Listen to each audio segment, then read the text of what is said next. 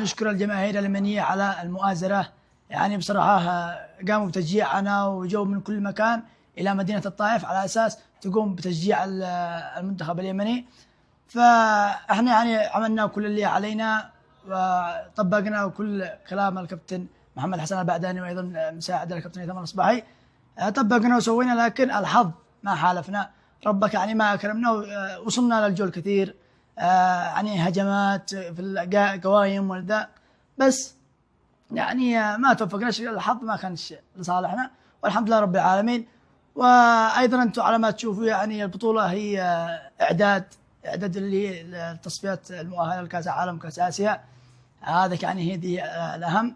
وايضا يعني صح ان الجمهور، واحنا مش ما بلا الجمهور، احنا نشر البطوله هذه.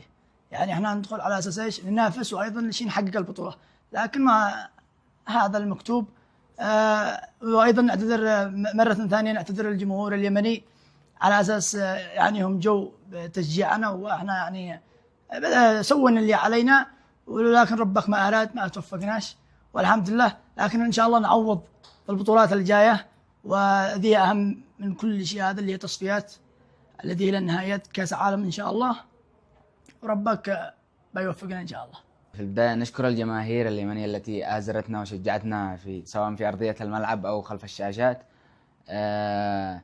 ونعتذر لهم بأنه ما تأهلناش، وكان الهدف إن احنا نتأهل ونحقق البطولة، بس ربك ما كتب لنا، هذا الشيء الذي مكتوب لنا، والحمد لله على كل حال. وإن شاء الله الجاي أحسن إن شاء الله.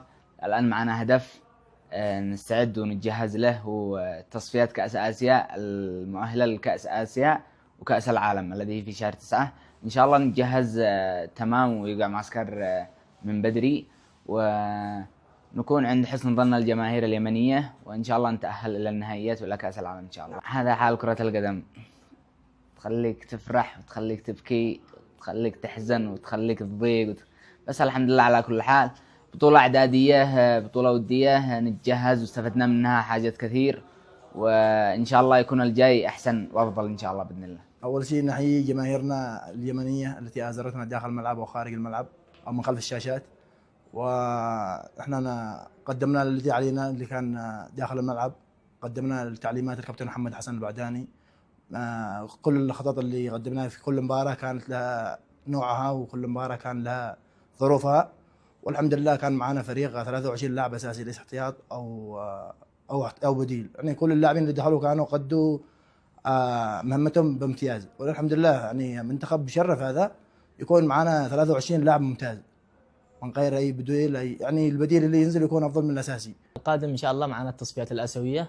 طبعا هذه البطوله كانت اعداديه للتصفيات الاسيويه، هي الهدف الرسمي والهدف اللي نحن يعني نطمح له انه نتاهل الى كاس العالم.